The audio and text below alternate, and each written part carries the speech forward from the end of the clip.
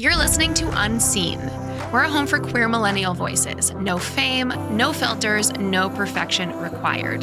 We celebrate queer millennials with stories to tell, wisdom to share, and voices that deserve to be heard.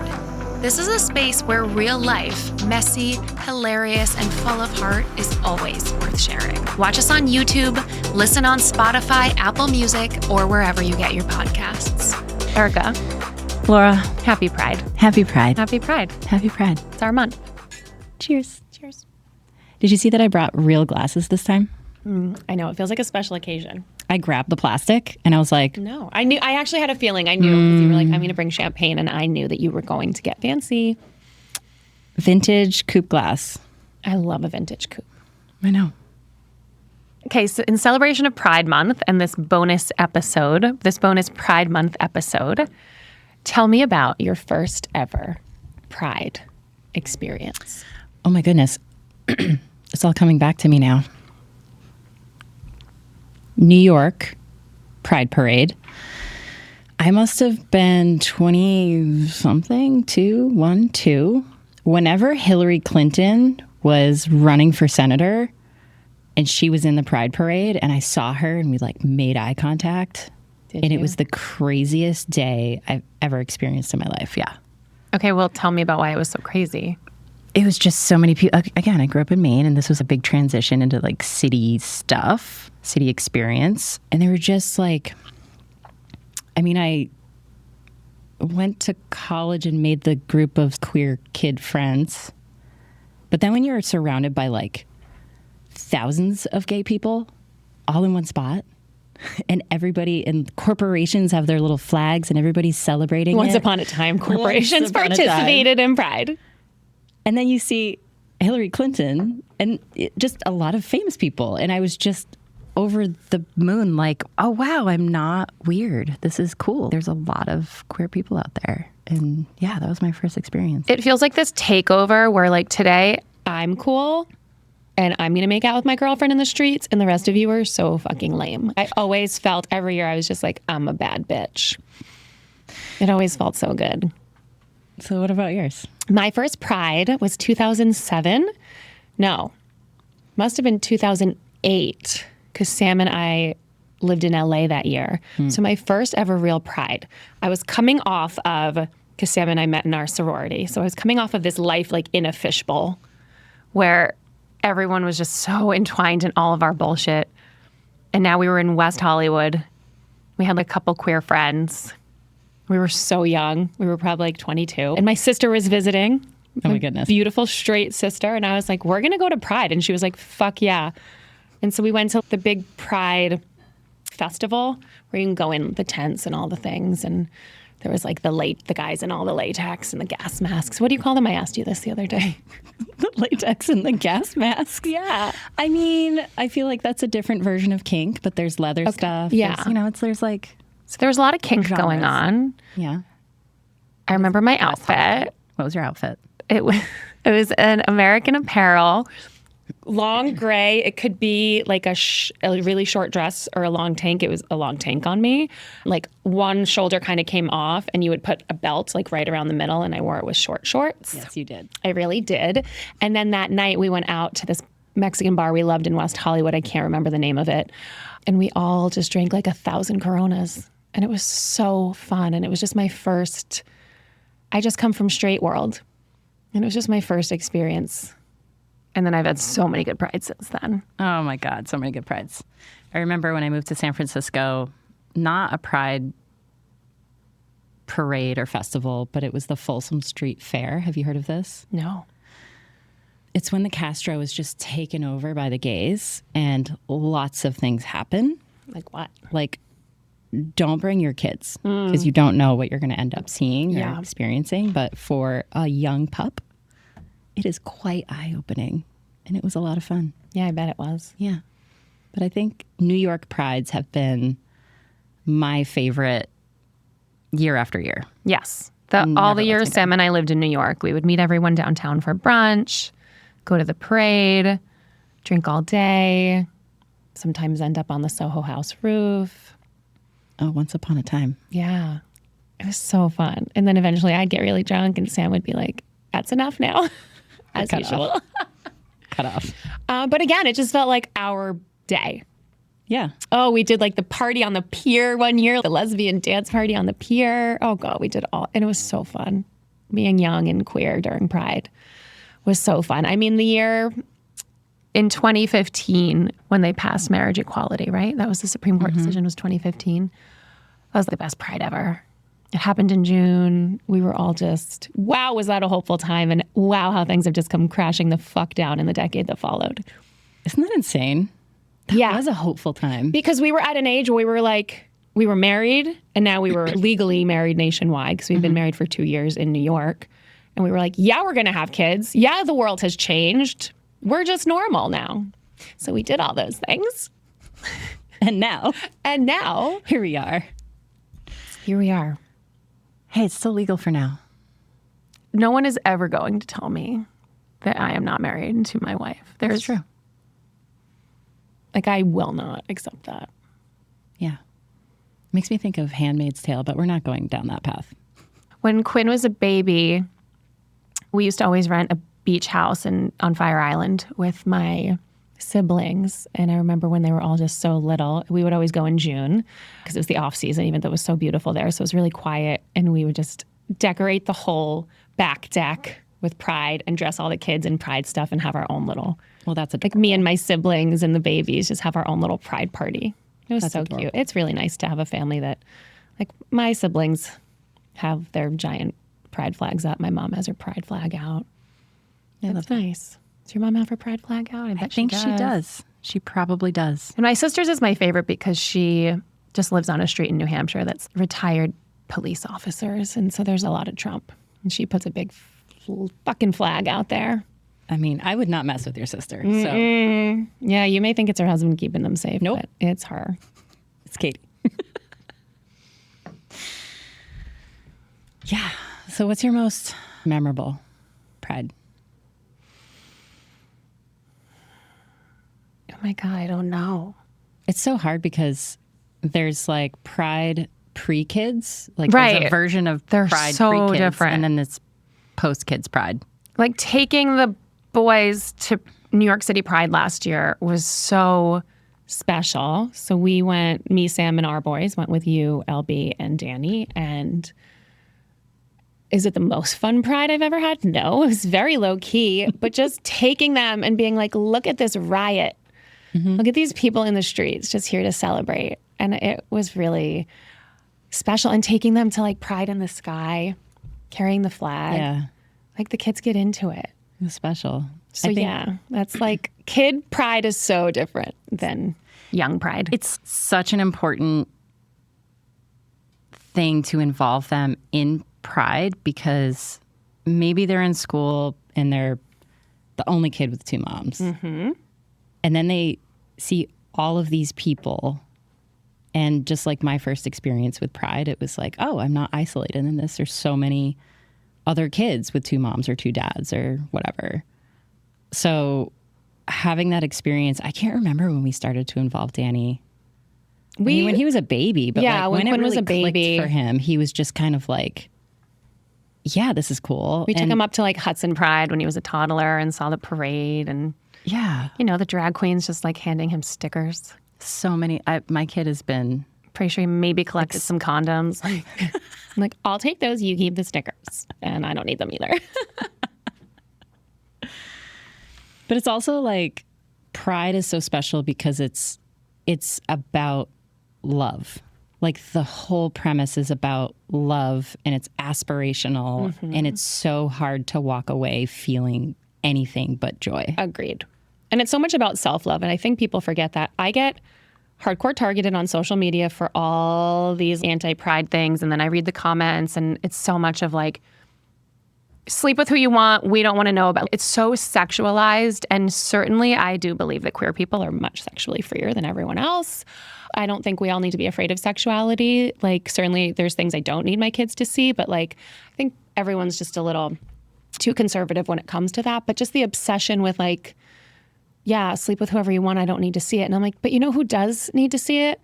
kids who get bullied or really don't think they have a future, they need to see our families. They need to see me kiss my wife on the street. They need to see that I have kids and that their lives are great. And so I'm not doing this for you, loser white man out there who has to comment on every fucking pride post. I'm doing it for the queer kids and the queer adults who just don't have the love that they need in their lives and the support that they can know. And we take in the weirdos. There's weirdos at Pride because queer is is such an umbrella. Like, we take in the weirdos. Yes. And I'm okay with that. May also be one of those weirdos. You may be. But I totally agree. I think it's like, I don't know, even when you're thinking about the representation piece of it, and we isolate it down to this 1 month, right? And we go fucking haywire. Like, it's rainbows all day. And we talk about this where it's like this peak in demand almost, where it's like, yay, Pride. And then we kind of go back to normal life. Right. But I think everyday representation matters. And Cassie and Holly talked about this when we spoke with them the first time, about how Cassie saw someone with a rainbow t-shirt and felt immediately like safe. Yes. And I just think it's really important that we don't isolate our pride, quote, to 1 month. And that's why I'm like a walking fucking billboard. Like, look at me, I'm gay. Can't hide it. Well, that's why I'm a loudmouth and I put my name and face on everything. Yeah. I appreciate that about you. I was always so nervous to put myself out there because I was like, oh, it could impact my corporate career. It could impact this. Well, when you don't have a corporate career. What about my kids' safety? Like, all of the things that, you know, you're kind of socialized to quit, right? Yes. And you're like, fuck it. And I was inspired by that. And like, part of this podcast, I was really nervous about putting myself out there because the internet does not, it lives forever. All my shit's out there. It's out there. And part very of me is like, Googleable. Back to like the school board thing. The kid that saw you speak, it's always just like one moment that maybe you were able to be representative of the queer community in a way that inspired somebody else. And I just think that's really what we need to do. Yes. Happy Pride. Happy Pride. I don't, like, this year though, I've been struggling to like find my big rainbow. This year has been tough. It was a long, tough winter, and then suddenly it's summer and it's Pride. It's tough. It's fucking bad out there too. There's no denying that. We can have our Pride parties and we can be seen and live out loud and all the cliches, but it's really bad out there politically. If I see one more thing about how like Americans' support for gay marriage is dwindling, I'm like, I don't fucking care. Stop telling me that. Yeah, I don't care. So I also don't believe most of what I see these days. If you talk to real people. That's the thing. It's real people. It's so easy for everyone to get caught up in all this bullshit. But I'm like, if you were to talk to me one-on-one and meet my family, like, you're going to, I can't tell you how many minds have been changed. Just people spending time with my kids or seeing our families and being like, oh, they're just trying to live their lives. We're throwing a little pride party tomorrow. That is not going to be kid-friendly, I'll tell you what. It is not going to be kid-friendly. Oh, God. What am I going to feel like Saturday morning? It doesn't matter. It's Saturday. I live in the moment. I know you do. Well, Sam and I need to, like, pack up our kitchen, and we were going to do that. I was like, can we do that Sunday morning? She's like, well, I think we need to do it Saturday. I'm like, I might not be up for that. All right. So speaking of packing up my kitchen. Tell us more about packing up your kitchen. I'm moving. Surprise, Erica. I am moving to Florida. And sometimes when I say that, I can't believe it. Yeah, Sam and I are packing up our lives, selling our house, and fucking off to Florida for the year. And we're going to get through it, me and you. Oh, yeah, we will. Because you're just going to come visit me anytime I tell you to. because I love Florida. Exactly. I'm going to break you. Sarasota's really fun. I know, but it's still the concept of Florida. I know, but you know I love what? this for you. I want you to, have I'm going to bring all my queer crazy. Florida needs me. I'm going to register to vote. My ex-girlfriend lives 15 minutes away. Yeah. You know. So if you know a queer in the Sarasota area and they're fun, because I'm fun, send them my way. I don't really want to make too many friends because you're not allowed to make any new friends while I'm gone. You can maintain friendships that already exist. Okay. You can get a little closer to some people, but not too close. Okay. Especially people that I also love, because then I'll just feel jealous when you're together. I'll make your list of rules and I'll put it in writing. It's all right. I don't know how I'm going to replace my time. Maybe. I'm going to work out. That's what I realized. You're going to get so buff and you'll be like, I yeah. spend too much time drinking with Laura. It's too much drinking. Now I'm ready to work out. Someday we're going to be fitness. When I come back, we're going to be fitness buddies. I think there's room for like a little bit of both. Yeah. It's called balance. Yeah. As long as we can still get spray tans together, because this has been game changing for me. I know I look crazy. I just can't believe you made it till almost your mid-40s without ever having a spray tan. I mean, I feel really proud to have ushered you into this new era. I feel like you femmed me out. I know. Look at your nails. We can't look at my nails right now because they look pretty bad. You're working on them. I mean, I'm open. I love this. Okay, can I tell you my favorite thing about the spray tan? And it's a little TMI, but I love it. So I do wear my underwear because that's so funny. But you have a tan line. Is that great? It's like copper tone, baby. It looks so cute that I'm like looking at my little bum in the mirror, like, oh my god, it's so cute. I know. I think I've done it with like a thong on before. I need to know if is it just us? We're the only people I know who get spray tans. I feel like because everyone in Florida gets a spray tan. But you are like way closer to like straight girl culture than I am. Most of my friends are queer, and if most of my friends don't get spray tans, they're straight. They're like queer straight. Yeah. No, most of my friends, I've always loved a spray tan because I don't tan naturally, and I look better tan. I do look better tan. Everybody looks better tan. I know. It's just the way it is. My math teacher, algebra, freshman year, tan fat is better than white fat, she told me. And I was like, yeah. It's an important lesson. You remembered that. Are you still good at algebra? Or is Probably not. that the takeaway? No, but you can see a thick girl with a dark tan at the beach in a bikini and you're like, yes, bitch, you look good. Get it. But really pale? Mm-mm. No. And I'm naturally pale, so... Yeah, shout out to Kimberly at Vision to Beauty. Kimberly, we love you. So, speaking of Pride, we have a very exciting bonus episode. On top of this bonus episode, what a Pride Month that we're going to record in a few days that I'm really excited about because I think this episode was one of our most popular ever. And I'm very excited to catch up with the guests. Me too. They've had a lot going on in their lives. A lot going on in their lives, and we really love them. And so that is something I'm very excited for because I love an update. What else is going on in your gay world? I don't have a lot happening. I'm trying to just You're trying to stay alive right now. Compartmentalize. Pack your house. It's a lot. I just keep swallowing and my ear keeps popping and it just feels like heaven because it hasn't popped in 4 days. This morning I'm running in the woods and I was like, oh my God, my fucking ears won't pop. And Sam's like, Erica had that too. What's the deal? I'm like, I think she's just sick and I either have sympathy ear pops, but I think it's my allergies. It's allergies. It's hell outside. But it's anytime now that if I'm playing tennis or running or if my heart rate gets up and I'm kind of gasping for air a little, I lose them. And then it fucks up my equilibrium.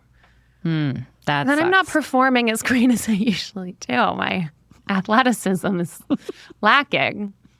I feel like you are athletic. I mean, you did own a studio. I was at a doctor's appointment the other day and he was like, are you an athlete? And I was like, no, I just look like one.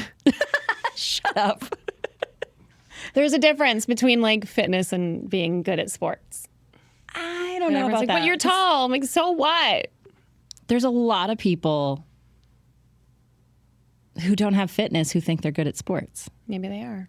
I don't have that like sports instinct. Like if a ball comes flying, I'm not just going to reach up and grab it. Oh. That's definitely a queer thing. Grabbing a ball? Yeah. At least, you know.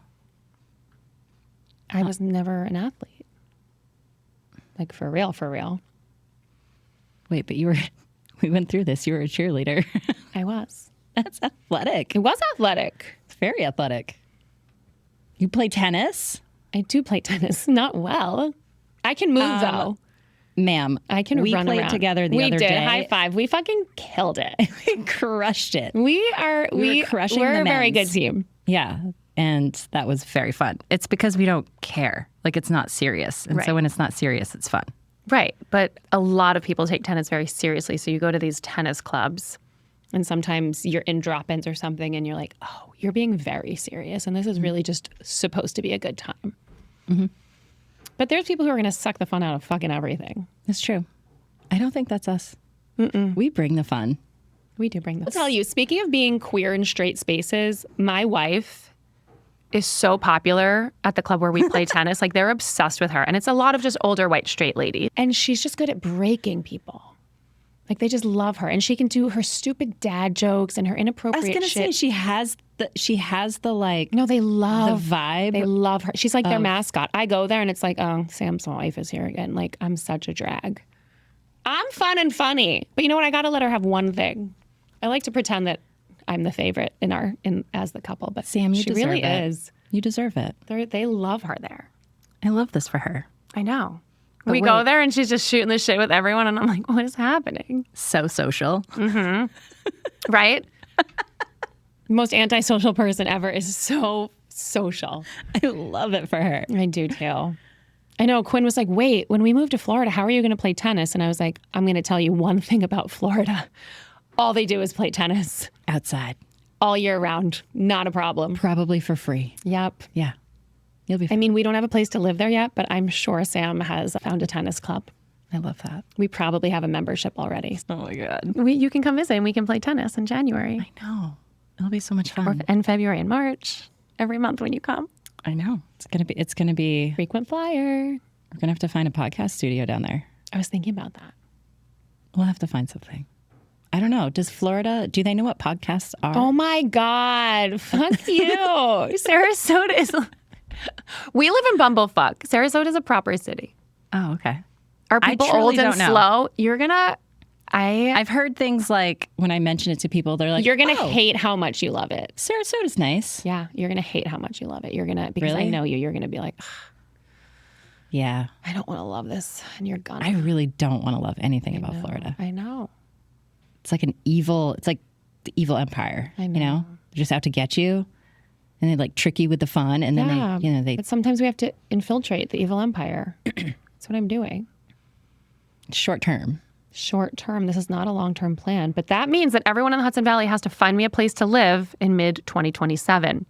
Can we all get on that? I was thinking about, because last weekend we were in the Finger Lakes and driving through all of the farm country back here. And this state is so big and it is so fucking beautiful. You forget, the Adirondacks and the hills. First of all, there is nothing more beautiful than a Northeast summer. Nothing. There is nothing. When we were young and we lived in the city, we would just rent. We didn't know. It's so funny because now I'm like, remember when we just randomly rented a house in these random towns and we didn't know what they were. And now I'm like, oh, we now know these places like Kingston or Accord. Rented a little house on a lake one year when we were all turning 30 with my friends. And all we knew was that it was on a lake somewhere in New York. And it was just so fun because, you just bring all your shit and you stay at the house and you swim in the lake all day and you're rowing your little rowboats. And I, of course, would skinny dip in front of everyone. My friends with their boyfriends and husbands. I am such a pain in the ass. And we would just be out because I was like, you have to get out of the city and put your feet in the grass. Yes. And swim in a lake. Yes. I grew up on a lake. I love a lake. Yeah, I'm working on that. But I also love a beach. I love it all. I wish my lake was closer. It's so far away from here. It's so far away. but it's so beautiful. You know what my next goal is? Okay, so last summer I got you guys to the North Fork, and you learned that it's the dreamiest place ever. Loved it. And next summer I want to get you to Fire Island. Okay, I already know I would love that. Okay, so I am a gay boy. So. Yeah. You're going to love it. It's going to be great. Let's do it. We always rent a house in Davis Park. It's really quiet. Nothing happens there. And I love places where nothing happens, except that I drink all day on the beach and then I take a million outdoor showers. You know that one of my absolute favorite things in the whole world is an outdoor shower. And it's probably been 2 years since I've gotten to take one. I don't think I can recall the last time I took one, but I remember it being cold. The sky above you when you are taking a shower, there is nothing better. I mean, that does sound great. When I was in high school, my friends, I think I told you this before, probably on this pod. In high school, one of my friends' parents just put an outdoor shower in their backyard and we would just go over there and take showers. Because I'm fucking obsessed with an outdoor. Like, Jess, can I come over and take a shower? 7 a.m. I got to get to work. I'm coming over. That is my dream. I mean, it is nice. I'm more of I used to leave here after I get out of work. So it'd be like 5:30 or 6. I would get to our camp, AKA Lake House, depending on where you're from. And it would be pitch black, 1 o'clock in the morning. And I would just strip a piece of clothing off as I was walking to the dock and just run off into the lake. Pitch black and just dive in. A dark lake. And I remember when I first did it with LB, she was very confused. She's like, where are you going? Because she's never been there before and it's pitch black. And I'm just running, stripping naked and jumping. And she was like, you're crazy. You can't see anything. Are you scared of what's in the water? I'm like, no. I mean, who cares? And then I was like, get in and then look up because you see the Milky Way. It's like out there, there's no light pollution. So the star, it's like you're on a different planet. It's so perfect. And then finally she's like, I get why you do this. I feel so fortunate because I'm from Long Island, so I grew up with some of the best beaches ever. But then we moved to Canada when I was a kid where everyone has a cottage. So I also learned about lake life. It's the best. And any year, like for a lot of summers, I would get to do both because we would do Fire Island or we would rent a lake house. And now I'm just moving to Florida. The Gulf is amazing. I will say I'm so excited to go to the beach all the time. Is that the warm side? Yeah. I can't remember. And it's so calm. Like you can just bring up a raft and just float. You can just lay and float. And the kids don't get knocked down. It's very calm and the water's warm. Nice. Really accessible. You don't have to pay like $400 just to go to the beach. You just park and go. Wow.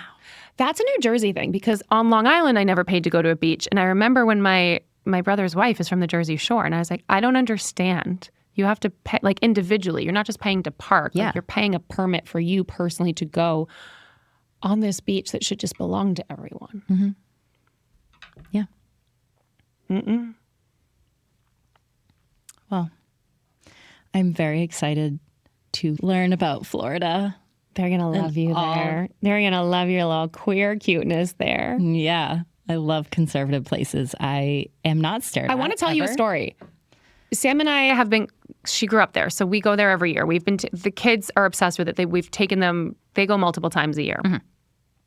Every time we're there, when we are out and about, restaurants, whatever we're doing, there are so many queer people, trans people, and we are interacting with them all the time. And they're existing and loving life. And so everyone really thinks it's one thing. And yes, there's a lot of that. And yes, there's a lot of very old, slow people. And I'm trying to learn to slow down. It's going to be really difficult for me. But you can find your queerness. Oh, I found it. I think, we just kind of exist everywhere. Yeah. Even Florida. Even Florida.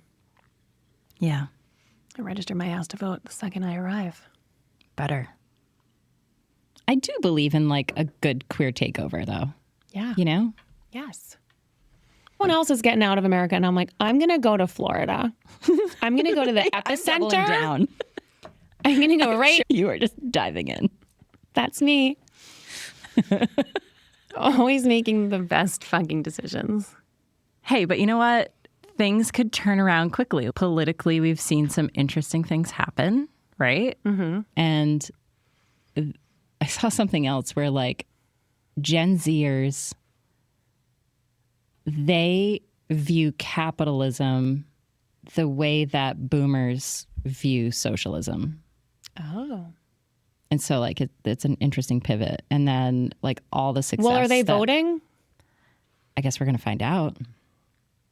But like all the success that Mamdani has right now and what he's accomplished in 6 months is batshit crazy because he's like, I'm not here for my own personal gain. I'm literally just doing the job you hired me to do. New York City is like a wild animal right now. It's so crazy to watch. Even like that billionaire who owns MSG for the Knicks games shut off the party. And Mamdani was like, fuck you. I'm just going to put it on all the public spaces and you're welcome. Yeah. Man of the people. I think that's the future. I really do. I hope. I mean, it all just kind of goes, we were like going like this and now. So even if we get a straight line for a little dip, it just feels like we're really in this for the long haul. Mm-hmm. Yeah. But we're like at this age where it's so dumb and it's so cliche, where it's like you get to middle age and you're really starting to figure out what's actually important to you. Mm-hmm. So you've had this like trajectory of 40 years of saying this is how you're supposed to do something. And then all of a sudden have been surviving it for yourself and you're like, maybe I want something a little different. Maybe the construct doesn't fit for me. Oh, our age group right now, I just feel like so many people I know are, I don't even know how to put it. Everyone's just either in crisis or trying to make a huge change, or everyone's lives are just. I know divorces. I mean, yes, a lot of that. Egg freezing. There's a lot of that. Like I work with a lot of folks a lot of women who are just like, you know what? I either haven't met my partner. You're too old for that. So I hope these people are not your age. Sorry. Ma'am. No, my eggs are done. I remember a few years ago when egg freezing like became the big thing. I remember trying to explain to my friends. I was like, listen, some of them have jobs where the company was going to pay for it. And I'm like, God bless. Absolutely let them pay for it. And then I had friends who were like, I should do this and we're going to pay like tens of thousands out of pocket. And I was like, okay, so here's the truth about egg freezing. It's a scam. You don't just pull that egg out and have a baby. You now then need to get donor sperm, create those embryos. And now you're in IVF. It's not just some magic, like everything's on ice. That's not a baby on ice. That's an egg. Yeah, but if you are someone who just, let's say, went through a divorce and you're of a certain age where you're like 33 and you don't know when you're going to meet your next partner. Like that's... Yes, fine, I get it. You're like, at least I have 33-year-old eggs. Maybe I meet my partner at Yeah, because you know you're geriatric at 35. Yeah. That's what they called me. I know. Well, it's fucking rude.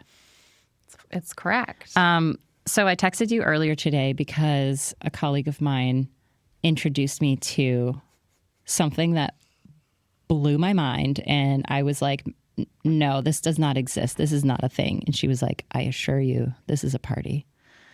Apparently, people have sperm donor selection parties. Did you get details on what happens? No, but I did do. Is it like a gender reveal where it's like? So what I learned on the Dr. Google was like some turn it into like March Madness bracket style, and then others it ends up being like a voting, like everybody gets their input, friends, family, whatever, and I'm like, wait, that feels so personal. Okay, yeah. So that's what I want to. It's like, kind of fun. It's kind of fun, and people should do that for like people they start dating. Yeah. Like I'm dating these 3 people. Which one should I choose? Let's just throw it up on a bracket and like, like who's gonna win? I have a friend who is a single mom by choice, and when she was narrowing down donors, she like told us all about them. We all gave her our input, and then from there, she was like, "Okay, I'm gonna make a selection. I'm not gonna talk about it from now on." And I'm not gonna. Did she tell you who? No. Okay. It was very important to Sam and I that when we were trying to make a family, that this was nobody else's. These were our kids. So we were very tight-lipped about that. It's not that we won't talk about our donor with people, but we weren't just like, here's a picture, here's his deal. I'm like, this is for my kids should be the first people who get to know who this person is. You know what I mean? So it's like we were very tight-lipped about that. That was something she and I did together. We talk openly about it, but we weren't like sharing a ton of information. What did you guys do? No one knows. It was our business. I mean, you know LB. She's very close to the vest about a lot of things. And it was also such a different time. It was so long ago. It was so long ago. Because it took us so long to get pregnant. 10 years ago in IVF land is... For us, it was like 12 and a half, 13 years ago when we started. Yeah. And... That's like shit before Christ, girl. Like in IVF land, we are... Yeah. People will ask me advice now. I'm like, I don't know what happens anymore. Yeah. But even then, it was bizarre. Like you go through the, characteristics, like red hair, blue eyes, whatever it is. And then their job, and then their health history, all of their these job, things. they're 19. Their job is nothing. But then when they introduced audio... Sam and I hate... The audio really helped me narrow it down because their voices were... 100%. I was like, I can't listen to that. That guy's in his mom's basement. And then I was like, actually, the guy we picked, the way I thought about it, because it originally was supposed to be similar to me, like my characteristics. Oh, because it wasn't going to be your egg. Because it wasn't going to be mine. We knew we both wanted to, so it had nothing to do with like, who looks like... Didn't matter. We tried that. And then I guess we just got double me characteristics because he's my egg and the guy. Danny's just a double Eric. I don't know. I still think he looks like LB. That's the hazel eye. That's so straight of me. You look just like him. You look like him. No, it was hard for me at the time because I felt, because it took 3.5 years for us to get pregnant, I felt very responsible for fucking up her dream. Like if she wasn't in love with me, then maybe she could be with a man who could actually give her this kid. So for me, the whole experience was very conflicting and it was super hard. And I had a lot of ups and downs through the whole thing. But then finally it was like none of it matters. I can't believe you fell into that trap. I know. I thought you were better right? than that. Clearly not smart. Go be with a man. You're going to give me what you want. But right? Like if you're watching I never thought that. Month over month. No matter how annoying or awful I am, Sam is so fucking lucky to have me and not a husband.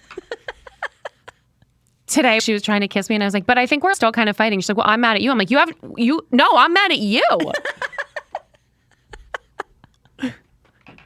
I'm a dream. She's like, today literally she's like, I think we should take a tally among all of our friends. Like, who thinks you're easier or I'm easier? She's like, I would win. I'm like, I don't disagree. I'm like, you might be right. I think easier is I wanted to. No one's easy. Being married to someone is not easy. Exactly. But yeah, no. LB is still luckier to have you than. Exactly. Oh, trust me, I know. She knows. Yeah. She knows. She knows. She definitely knows. It was just the mind fuck of like, I can't get you pregnant. And that was her dream. That's all she ever wanted. So it was really hard. But the selection process was, I wanted to pick someone that I could sit down and like have a beer with. But you don't get to do that. I know. So is yours anonymous? Mm-hmm. Mine is too. But a known donor and this is where I think it's hilarious, a known donor that like, when our kids turn 18, apparently this company will still exist and we'll call them up and be like, okay, we're ready for his email address that he gave you 20 years ago when he started donating. So it's like, will my kids ever be able to find him? I don't know. Is there 23andMe? Yes. Will they ever want to? I don't know. That is going to be something they get to do together. I can't remember if we've talked about this. Do they hang out with Diblings at all? No. Do you guys interact? No. You don't do that? We do. We're on like a Christmas card list and there's like 6 of them. I think initially I was like, no fucking way. These are my kids. They don't have this. Oh, sounds like someone else fell into a trap. And then we joined like the Facebook thing. I've written all about this. Sorry, I didn't read it. Once upon a time, people were interested in queer people in major publications. And then I joined the Facebook group, and we've seen a lot of photos of kids. And there's a boy that, if you squint, like I showed it to Simon, and he was like, "It's Quinn," and I'm like, "Nope, they look just alike." And one of the moms actually found me on Instagram. She's like, yeah, we just happened to follow you guys on Instagram. And then we had a baby. And then our baby looked just like yours. And I always wanted to message you and be like, I think they're Diblings. And then it turned out they were. Oh, I feel like my neck is getting very hot and red. Does it make you upset? No. It's just it's all so crazy because it doesn't. I think the reason I eventually joined that Facebook group is because I was like, this isn't fucking about me. Yeah. That's the place I got to. And it was because of my ex. And she's like, what? She's like, why are you having such a hard time about this? And I'm like, I don't know, because he's mine. And I just, the territorial thing about it, Right. like, I just want my family to be my family. And then, again, she is like, Erica, love is not finite. Right. She was very explicit and she was like, your sister, is she a half sister or is she full blood sister? Both parents. And I was like, she's my half sister. And she's like, okay, how much do you love her? Do you love her half? And I was like, I fucking love her more Yeah, than your any, family tree right? is so confusing to me. Forget I my family tree. just... It's a wreath. It's a wreath. Oh. No, my family tree is very confusing, but all my siblings are half siblings. But that doesn't matter. Doesn't You matter. love who you love. So that's when she got me, and I was like, okay. Yeah, I think I am curious to a fault. If my parents were like, we use donor sperm or whatever, I would have to know all the answers. I'm not saying I would need to be close with these people. I would just have to know. Yeah. So I want to give my kids that opportunity. And they might not be. My kids have 2 moms and we're all pretty obsessed with each other, but they might grow up and be like, who's out there? What does this all Just mean? the curiosity piece of it. Yeah. Yeah, go chase that down. I want them to, and I'm glad they have each other to do it, and I'm glad to be there to support them, and I'm never going to make them feel weird about it. Yeah. We're raising them. We're their moms. They know that. I'm not worried. Well, we've been screwed over by movies like, what is it? The Kids Are All Right. Like, come on. That is not what we wanted. We did not want that. We did not. That just ruins want it that. for everyone. I actually want to watch that again. I really loved it, but I hated it so much because I Same. was like, this is what's mainstream out there now for queer people. Yeah. That the lesbian course. can't help but fuck the donor. I know. It's infuriating. It's infuriating. It could happen. Anything can happen, and I understand that's what movies are for, but it's just like when you have so little, especially back then when that movie is what? We were at very least 10 years old. Yeah, we were very So we were excited. starved for queer entertainment, and so that's what they gave us. Hey ladies, you one of you is remember? going to want to fuck a dick. Surprise. And it's you. What's her name? Julianne Moore. Yeah. I love her. I do too. But do you remember how that felt when you were like, wait. No, she's not gonna. No, she did. She was all in. Yeah. It's complicated. It's complicated. Who am I to judge? Who are you to judge, honestly? I don't judge anybody. I do not watch movies. I still have not watched Come See Me in the Good Light. And I feel like I should watch it with you and we could just cry. It will be cathartic for us. Will it? I think it would be. Like, I feel like you would like to see me cry. I feel like you're a psychopath a little bit. I don't actually. I'm in my new era of vulnerability, and crying is now very new, and it feels good. It does but sometimes. also like kind of private. All right, so then I won't cry. We'll just be like, But I do want to watch that. Sam won't watch it because she can't go there. That is I too... do want to watch it. I just know it's gonna like rip me open. rip you open. But we are going to watch the Heartstopper movie. It comes out next month. Yes, definitely. That will not rip us open. It's going to be so cute. The last movie I watched was a rewatch. It was Professor Marston and the Wonder Women. We've been talking about that a lot, and I've never heard of it. It is okay. Luke Evans is in it. Hottie patati. So it's not old. It's like 10 years old at least. Okay, but I assumed Ish. it was like older. No, I did not know Luke Evans was gay. he's a big homo. I sometimes don't feel like I belong in the world. Don't know who's gay. Like, where do I belong? You are in, but the difference is like some people watch movies, you read books. Yeah. You can be like, oh, did you read? And you can name the author. Not many people can do that. I feel like a lot of people read. Yeah, but like you read a lot. Yeah, I do like to. I read, but I probably am like 50-50 reading movies. You're like 80-20. I just finished a book. It wasn't a queer novel, and it was excellent. And I was crying a little at the end, just in my bed at 2 a.m. while my wife slept soundly beside me. You know when you're like, I don't know what to do because I'm like, I could read, but the light's going to wake her up. I kind of want to get up and go downstairs. The other night I was like, I'm going to go look at the stars. And then it's like, I open the door and it's like, back door, open, and like announces to the whole house. And then I'm like, oh, I should walk around the front of the house and see. And then all the fucking spotlights go on. And I'm like, I'm waking everybody up right now. You're like, this is not working This is out. not me just being discreetly insomniac. Like, So I, on a monthly basis at least, dance with the moon, where everybody goes to sleep, and I shut all the lights off, and I put a little playlist on, and I put my little headphones in, and I fucking dance, and I imbibe. oh, I know you do. And I have I know all myself about it. the best time. And the last moon situation, a colleague texted me, and it was midnight. And I was like, oh, yeah, I'm definitely awake. And so she called me, and we both sat on the deck, like separate homes, smoking cigarettes, No. talking on the phone for an hour. Just like Oh my God. insane. When I'm in Florida, you're going to want to talk on the phone, and it's going to be so hard for me. Although sometimes I am in the car, I'm like, who FaceTime could I you. call right? No, I don't want to FaceTime. I have to do You things. need to get over it. No, I have to be productive. I can't All the just time? look at you.